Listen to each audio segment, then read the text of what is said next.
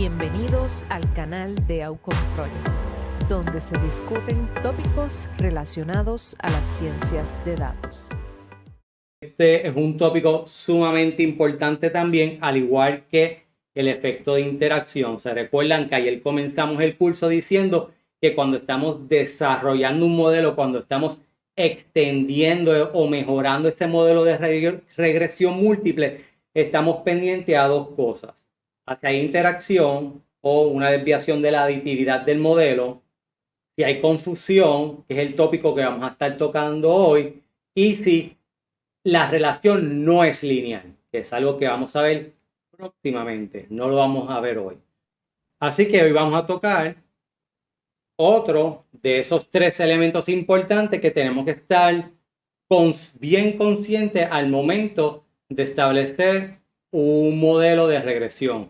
Ahora, cuando estamos evaluando el efecto de confusión de una variable o modificación del efecto, que también se conoce, esto es sumamente importante y es bien relevante cuando estamos estudiando un efecto causal. Cuando estamos estudiando la relación de dos variables y queremos entender si y cómo una tercera variable afecta a esa relación. Y comenzamos.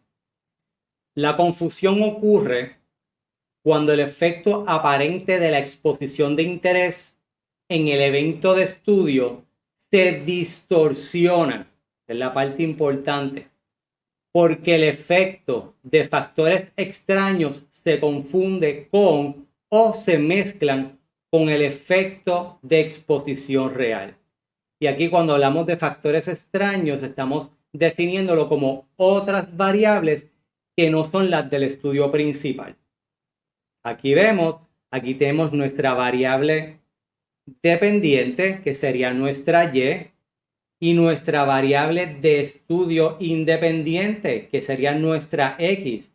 Y estamos estudiando nuestro modelo, es este, estamos estudiando esta relación. Y nos preguntamos, ¿qué sucede cuando introducimos esta variable en el modelo? Si le introducimos, ese efecto cambia, se distorsiona. Eso es una variable un efecto de confusión. Voy a leerlo nuevamente. La confusión ocurre cuando el efecto es, al efecto lo que nos referimos es qué sucede, cuál es el efecto de mi X respecto a mi Y. ¿Se recuerdan ayer y todas estas semanas que estábamos observando cómo radiación solar o temperatura influye en los valores esperados de ozono, ¿verdad? Pues ese es el efecto. Cuando el efecto aparente de la exposición de interés, esta exposición en el evento de estudio, el evento se distorsiona porque el efecto de factores extraños o otras variables confunde o se confunde con o se mezcla con el efecto real de esa exposición. ¿Okay? Hay un efecto real entre estas dos, pero esta confunde esa relación. Y vamos a entrar bien en detalle. Aunque la confusión ocurre en la investigación experimental, es un tema considerablemente más importante en los estudios observacionales. En los estudios experimentales tenemos mucho control de nuestro proceso de estudio. ¿Okay? Y por eso es más importante estudiarlo en esos estudios observacionales, como son los estudios transversales, los estudios de cohorte prospectivo o cohorte retrospectivo, como los estudios de caso controles. La distorsión introducida por un factor de confusión puede ser grande y puede dar lugar a una sobre o subestimación de un efecto. ¿Cuál es el efecto? ¿Cómo lo vamos a ver en ese modelo de regresión? Con el estimado de coeficiente. Exacto, el estimado del coeficiente, que sería la beta. Según la dirección de las asociaciones que tenga el factor de confusión con la exposición y la enfermedad. Lo importante aquí es que el efecto, ese factor de confusión, esa variable extraña a nuestra asociación que estamos midiendo, puede ser grande. No significa que vaya a ser grande, pero sí puede ser sustancialmente grande. Y eso es importante tenerlo, detectarlo. La confusión puede incluso cambiar la dirección aparente de un efecto. Tú puedes tener un coeficiente estimado y ese coeficiente estimado es positivo, y cuando tú controlas por esa variable de confusión en el modelo, porque eso es un concepto importante, cuando estamos trayendo otra variable que puede ser de confusión, es que tú no la traes para que confunda el efecto. Tú lo que estás probando es si confunde el efecto, y si lo confunde o lo modifica, entonces la tienes que mantener, porque necesitas controlar para ver ese estimado real. ¿Okay? Eso es algo que no lo había dicho ayer y eso es importante. El efecto, esa confusión o esa modificación de efecto, tú no la vas a ver hasta que tú controlas introduciendo la variable que causa la confusión. Por eso es importante entrarla en el modelo. Otra definición, una definición un poquito más epidemiológica, son eventos o variables que son responsables de la diferencia en la frecuencia de la enfermedad entre los expuestos y la frecuencia de la enfermedad entre los no expuestos. Así que esa diferencia entre quienes están enfermos y quienes no están enfermos puede ser responsable esta variable que vamos a estar estudiando, esta variable potencial de confusión. Y vamos a ir directamente a un ejemplo. Vamos a considerar un estudio hipotético para determinar si los bebedores de alcohol experimentan una mayor incidencia de cáncer oral que los no bebedores. Así que tenemos, esto es un estudio prospectivo. ¿Por qué es un estudio prospectivo epidemiológico? Porque comenzamos con una población sana. Y por definición, si estamos comenzando un estudio con una población sana, se define como un estudio de cohorte. Y entonces tenemos la exposición. Esto es epidemiología, ¿verdad? La exposición es aquellas personas que toman, y los no expuestos son aquellas personas que no toman alcohol. Ahora, lo seguimos a través del tiempo y una de las mayores limitaciones de un estudio de cohorte es que necesitamos seguir a las personas a través de un gran número de años si es una enfermedad donde la incidencia tarda mucho en aparecer, como es el cáncer.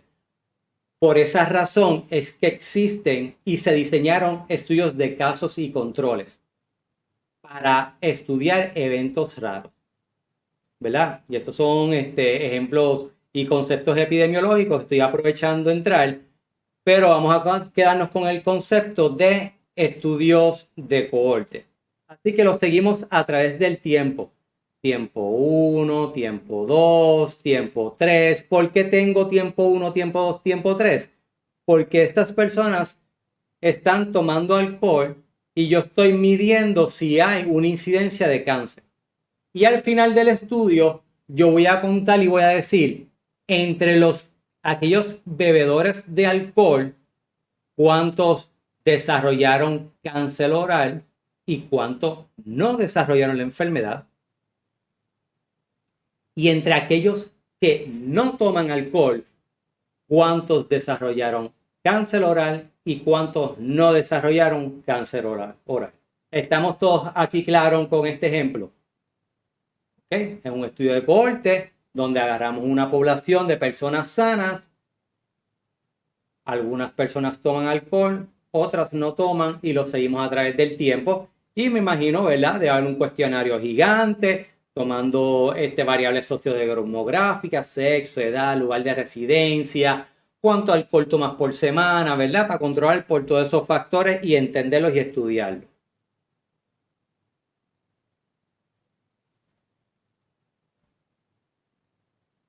Aquí yo cometí un error. Pero nada, vamos a seguir. No lo cometí. Perfecto. Estamos bien. Ahora nuestra relación, ¿cuál es nuestra Y? ¿Qué es lo que queremos predecir? ¿Qué es lo que queremos observar? Perdón, medir. Los casos de cáncer. Muy bien. ¿Y cuál es mi exposición? ¿Cuál es esa variable X? Si tomas o no tomas alcohol. Perfecto. Estamos bien. Ahora, hay una relación. Vimos una relación de un OR de 10, digamos, un ejemplo. Esa relación es gigante. O sea que los que toman alcohol tienen 10 veces mayor posibilidad de tener cáncer oral que los que no toman alcohol. Esto es totalmente hipotético. Ahora, el tabaquismo es un factor extraño que se relaciona con la enfermedad entre los no expuestos. Con la enfermedad y entre los no expuestos. En otras palabras, fumar tiene un efecto sobre la incidencia de cáncer oral entre los abstemios de alcohol. Lo que estamos diciendo aquí es que si yo no tomo alcohol, pero fumo, tengo una posibilidad de generar cáncer oral.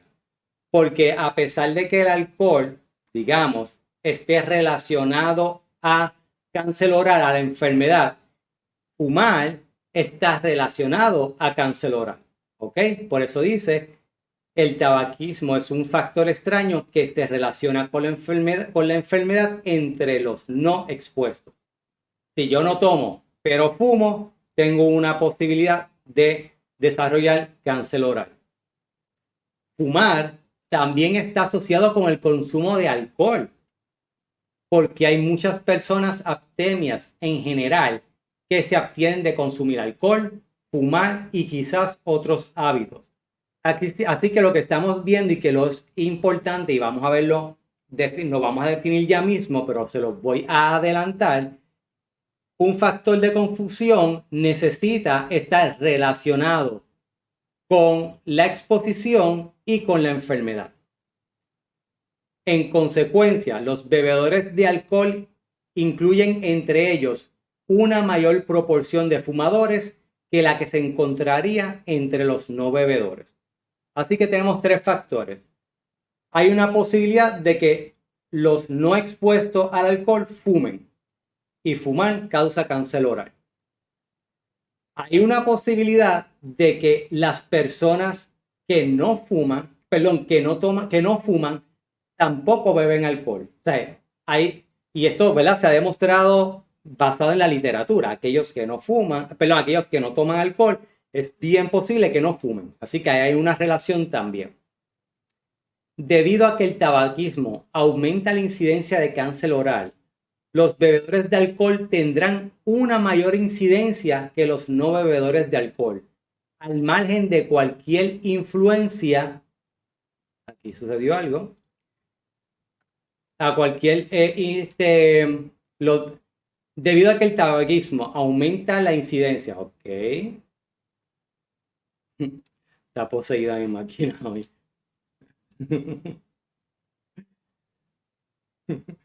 Debido a que el tabaquismo aumenta la incidencia de cáncer oral, los bebedores de alcohol tendrán una mayor incidencia que los no bebedores, al margen de cualquier influencia del propio consumo de alcohol, simplemente como consecuencia de la mayor cantidad de fumadores entre los bebedores de alcohol. ¿Ok? Y esto es epidemiología. La epidemiología es así. Hay que mirar todos estos detalles. Volvemos. Tabaquismo puede estar presente en los no expuestos. Pero los no expuestos tienen mucha más posibilidad de no consumir alcohol. ¿Ok? Pero los que toman alcohol tienen mayor posibilidad de fumar que los que no toman alcohol también. Porque hay una relación, ¿verdad? Se ha visto una relación entre yo fumo, yo tomo alcohol, y también fumo porque me gusta pariciar, porque estoy en ese ambiente. Así que hay una dependencia, hay unos factores que influencian esa relación entre fumar y la enfermedad y la exposición. Eso es lo importante aquí.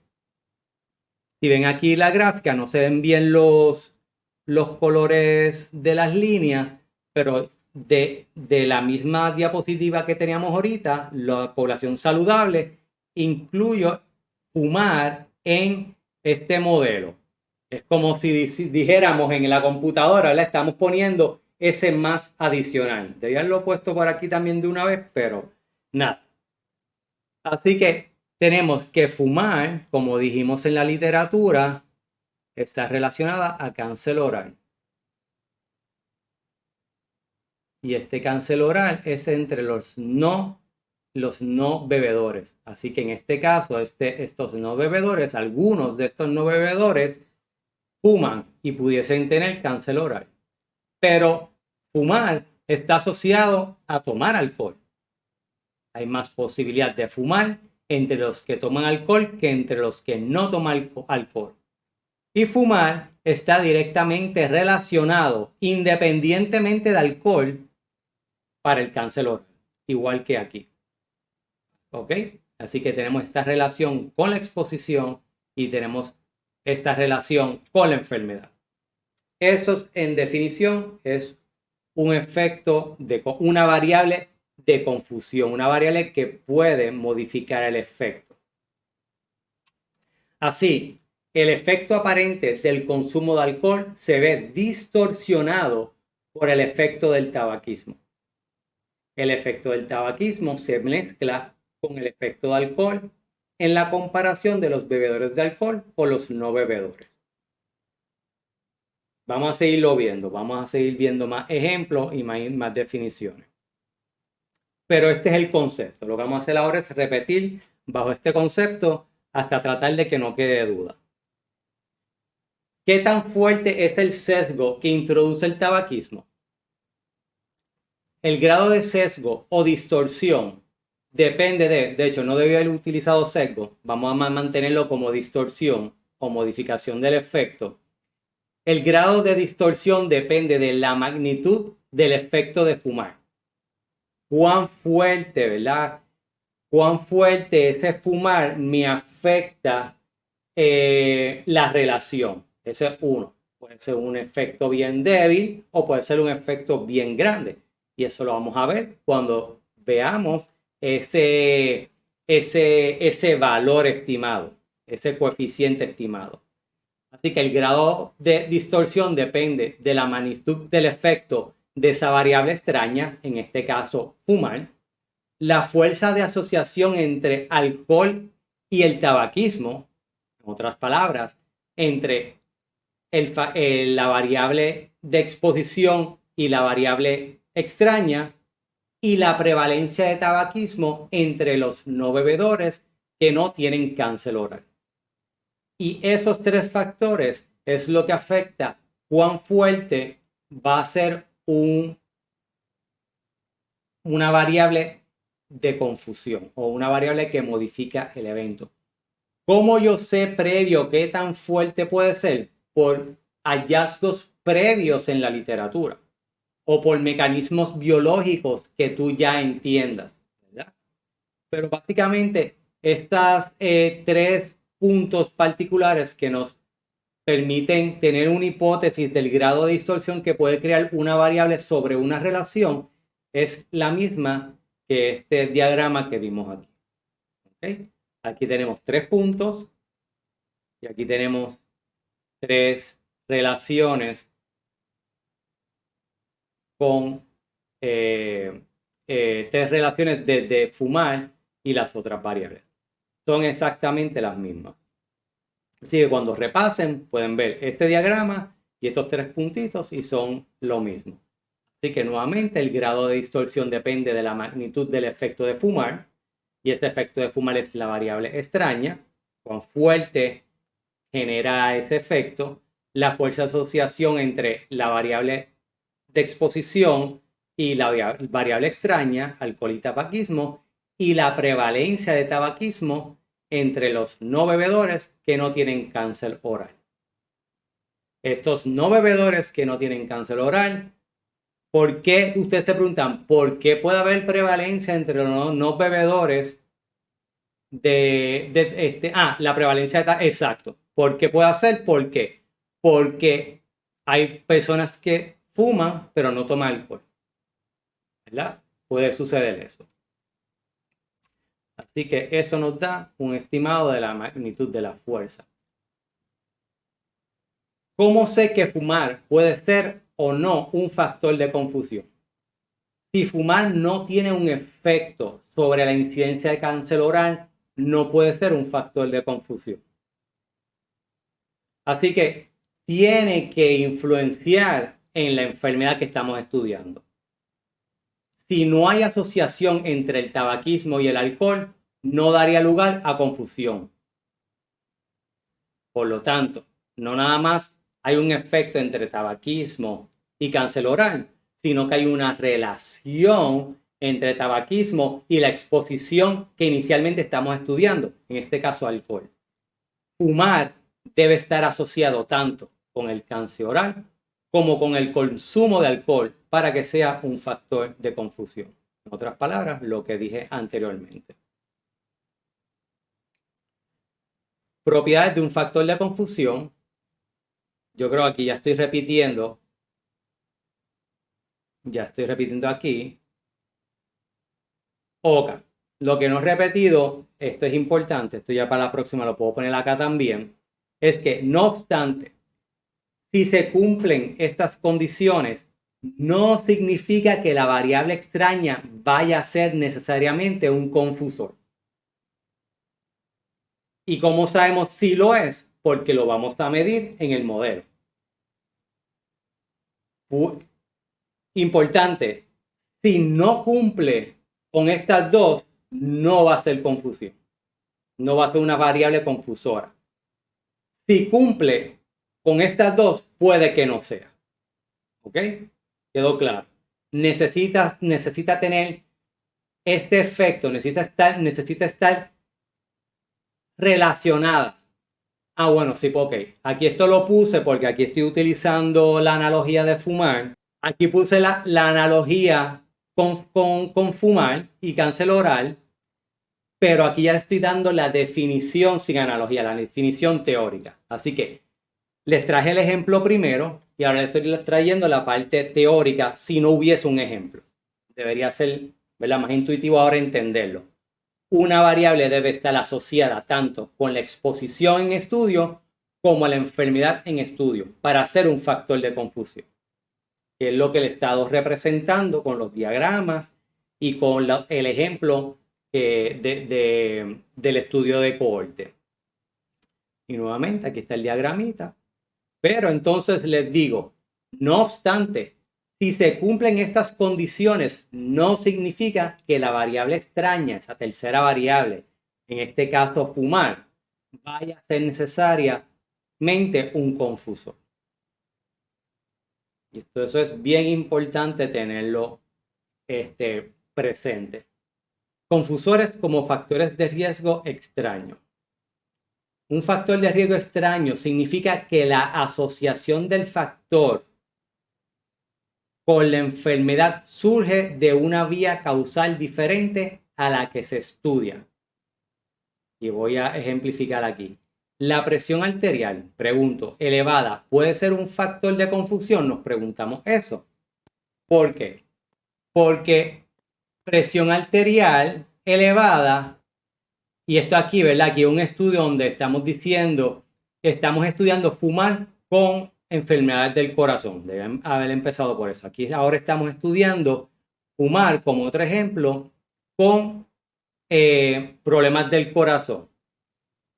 Y decimos que la presión arterial elevada por mucho tiempo, pues sabemos que la presión arterial aumenta y disminuye a través del día, depende del ejercicio que estés haciendo, cuán tranquilo estás, si estás comiendo o si pasaste un estrés. Esta presión va a variar. Así que el problema de presión arterial elevada con problemas del corazón es cuando es crónico, cuando es a largo plazo, ¿verdad? Es crónico. Ahí es que viene el problema, que se mantiene elevada por mucho tiempo, empieza a dañar las arterias.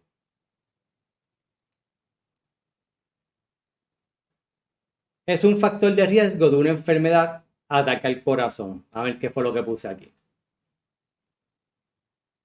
Ok. La presión arterial elevada es un factor de riesgo de una enfermedad.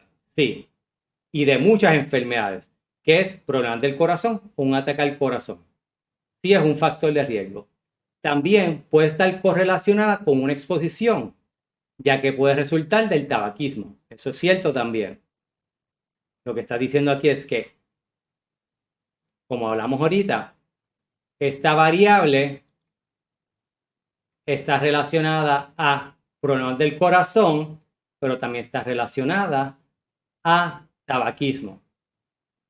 ¿Por qué? Porque las personas que fuman se le eleva la presión porque se le está dañando el sistema y la presión arterial crea condiciones del corazón. Es incluso un factor de riesgo entre las personas no expuestas, porque la presión arterial elevada puede deberse a distintas causas al tabaquismo. Así que lo que está diciendo aquí es que no necesitamos fumar para tener presión arterial. Por ejemplo, por ejemplo, si estamos en estrés consistentemente, si no manejamos el estrés, no meditamos, no nos vamos a la playa un rato, esta presión va a estar elevada consistentemente. Y eso también ocasiona problemas del corazón. Sin embargo, en este caso, presión arterial elevada no puede considerarse como un factor de confusión, ya que el efecto del tabaquismo está mediando por el efecto de la presión arterial. Cualquier factor que represente un paso en la cadena causal entre la exposición y la enfermedad no debe tratarse como un factor de confusión externo, sino que requiere un tratamiento especial como un factor intermedio o intermediario. Aquí debe ser un intermediario, ¿ok? Por esta razón, aquí yo puse fumar al ladito de, ¿verdad? No lo puse entre ninguno de los procesos, que es lo que quiere ser aquí. Por lo tanto, en este caso, quien está afectando al corazón, quien está generando la enfermedad es smoking. Pero smoking, ¿cómo te ocasiona la enfermedad? Porque te eleva la presión arterial. Y al elevarte la presión arterial, entonces, ¿qué te da? Un ataque al corazón o otros problemas cardiovasculares. Y eso es un intermediario. Mira, vamos a leer esto nuevamente. La distorsión, esto es el proceso de modelaje para establecer confusión de manera teórica. La distorsión introducida por un factor de confusión puede ser grande y puede dar lugar a una sobre o subestimación de un efecto. ¿Cómo yo sé a qué efecto yo me estoy refiriendo? Si vamos al output de R, ¿qué efecto? ¿Dónde nosotros medimos un efecto entre dos variables? Tú tienes un modelo sin el ajuste, sin esa tercera variable, y después haces otro modelo con el ajuste, con la tercera variable, y vas a ver el cambio en ese coeficiente estimado. ¿Cómo está? Vamos a ver, confusores después de controlar por otros confusores. Puede suceder que el primer factor de confusión ya no esté asociado con la enfermedad dentro de los estratos de un segundo factor de confusión. Lo que está significando es que si introduces una cuarta variable, y se recuerdan cuando estamos haciendo estimados, ya no es una línea, son hiperplanos. 3 dimensiones, 4 dimensiones, 5 dimensiones, que es lo que estamos haciendo. Estamos estimando ese valor esperado considerando todas esas dimensiones. Así que es posible que cuando incluyamos otra dimensión, ya ese factor de asociación que se estaba observando ya no se ve. Y posiblemente es debido a que el cuarto factor de confusión es el que está creando el problema, o sencillamente elimina, ¿verdad? Está controlando totalmente esa relación. Y lo puede suceder que el primer factor de confusión ya no está asociado con la exposición dentro de los estratos del segundo factor de confusión. Así que al estratificar puede eliminar la confusión, ya sea porque elimina la relación con la enfermedad, que era un criterio, o elimina la relación con la exposición, que era otro de los criterios para hacer un factor de confusión. El estatus de una variable confusora puede depender que otras variables se controlen cuando se realiza la evaluación. ¿Ok? Vamos a estar introduciendo unas variables y a lo mejor pierde ese efecto, pero estamos controlando de todas maneras. Y quien controló, quien trajo esa fuerza de control fue una cuarta variable o quinta. En otras palabras, ser un factor de confusión está condicionado a que otras variables tú estás incluyendo en el modelo. Hace muchos años yo leí, no me acuerdo en qué libro es, que este epidemiólogo decía que un modelo, cuando estás estudiando asociaciones, un modelo debería ser tan grande como un elefante, ¿verdad? Y cuando estén estudiando en la epidemiología van a ver escuelas que dicen algo y otras escuelas que dicen otras, y eso es parte de la ciencia. Ahora, lo que sí estamos claros es que hay que tener cuidado con cuántas variables ustedes entran al modelo, porque ya lo hemos discutido y lo vamos a ver más en detalle. Uno, tenemos que tener en relación, cuidado con cuántos grados de libertad utilizamos. No podemos tener más datos, más parámetros que datos y tener un buen modelo de regresión. Tendríamos que hacer otros ajustes. Y segundo, tendríamos el problema de algo que vamos a estar viendo próximamente, que es el sobreajuste. Así que debe ser tan grande como un elefante, pues no necesariamente, ¿verdad? No creo que ese es la forma de ir. Y el otro problema con ese approach, con esa selección de desarrollar un modelo es que entonces la interpretabilidad del modelo, especialmente si estás estudiando causalidad, es mucho más difícil. ¿Sí? Es introducir las variables que realmente nos ayudan a entender esa relación. Los gráficos causales proporcionan un medio útil para representar estas relaciones multivariables. Y es lo que les comenté, que se llama Directed Acyclic Graphs. Y aquí está Modern Epidemiology.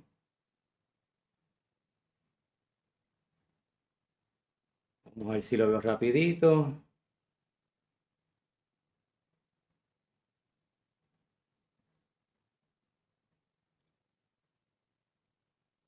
Causal Diagrams, el capítulo 12. ¿Ok? Y este es exactamente lo que estamos diciendo aquí.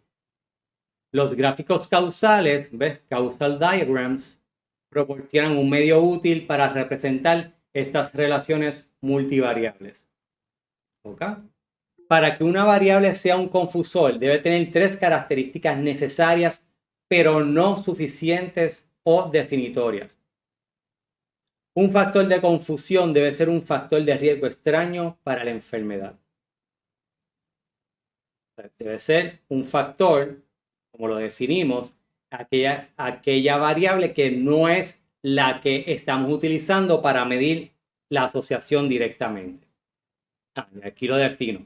Factor de riesgo extraño significa que la asociación del factor con la enfermedad surge de una vía causal diferente a la que se estudia. Otro criterio, un factor de confusión debe estar asociado con la exposición en estudio en la población en riesgo.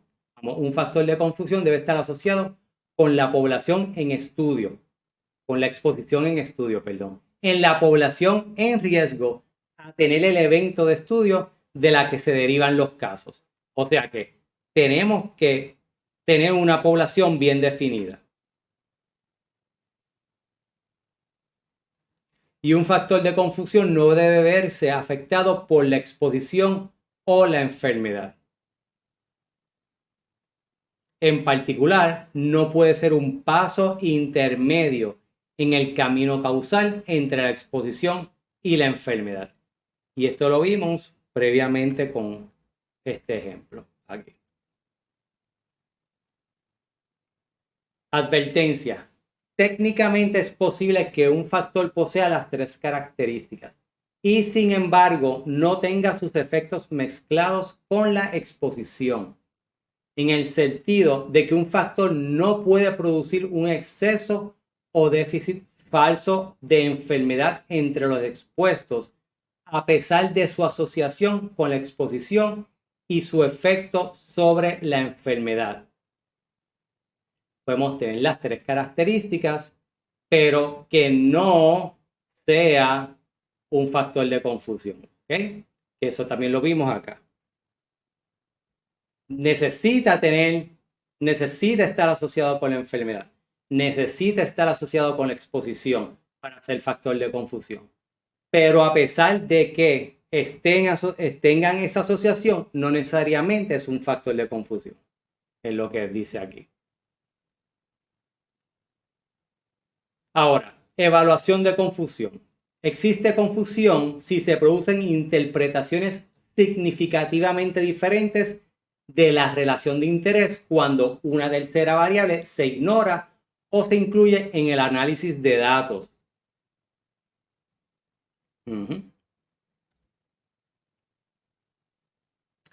Evaluar confusión.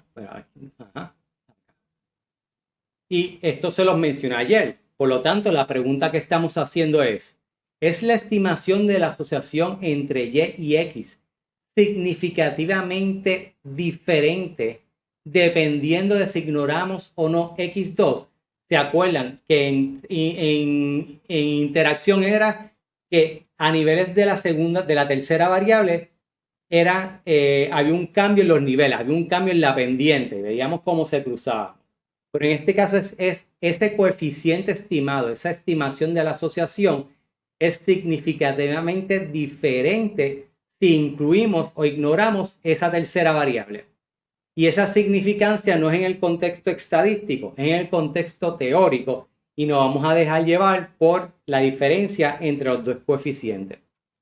En la práctica, la evaluación de la confusión requiere una comparación entre una estimación cruda de una asociación, y cruda nos referimos a que ignora esa tercera covariable, no se incluye en modelo, y una estimación ajustada de la asociación. En otras palabras, aquella que incluye la covariable que es potencial a tener un efecto de confusión. Y así es que se evalúa la confusión. Estamos entrando a tu pregunta, Ana. Y aquí está la contestación completa. Si la estimación cruda y ajustada son diferentes, existe confusión.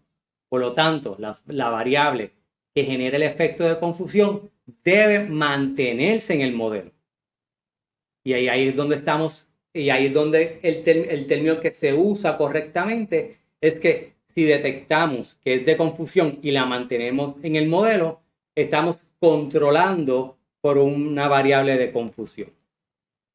Evaluar confusión no requiere una prueba estadística, sino una comprobación de las estimaciones crudas y ajustadas. Se evalúa confusión entre dos variables si no existe interacción. Se evalúa confusión entre dos variables si no existe interacción. Por lo tanto, aquí está, por lo tanto, la interacción se evalúa primero. Por eso es que ayer vimos interacción y hoy vimos confusión. ¿Ok? Profe, una pregunta. Ahí sí. Explícitamente lo que hay que comparar son los resultados de Y, los modelos. Lo que hay que comparar, aquí vamos a ver el ejemplo ahora. Son los coeficientes, los coeficientes estimados. Ok. Estudiemos nuevamente la relación entre ozono y temperatura. Y aquí estoy incluyendo esta pregunta, pero en el contexto del ejemplo que vamos a ver ahora. Es la estimación de ozono. Es la estimación entre ozono y temperatura significativamente diferente dependiendo de si ignoramos o no la variable viento. ¿Y cómo comprobamos cómo probamos esta pregunta? ¿Cómo la ponemos a prueba? pues entonces creamos un modelo que es la asociación entre temperatura y ozono. Esta X es temperatura, mírenlo aquí. Ven que este modelo es igual que este modelo. Y obtenemos este coeficiente, 2.4287. Y ahora hacemos otro modelo, un segundo modelo. Y mírenlo aquí, temperatura más viento. No es por viento, se mantiene aditiva, es más viento. Así que tenemos beta 0, míralo aquí, beta 0. Beta 1, mira aquí beta 1. Y aquí debe haber dicho beta 2 y aquí está beta 2. Esto es un error. Beta 2. ¿Ok? Y si observan, miren, la temperatura, el coeficiente estimado de la relación entre temperatura y ozono sin estar incluido viento es 2.4287. Y cuando introducimos viento es 1.8402. Hubo una reducción. Si es importante o no esa reducción va a depender del contexto de lo que están estudiando.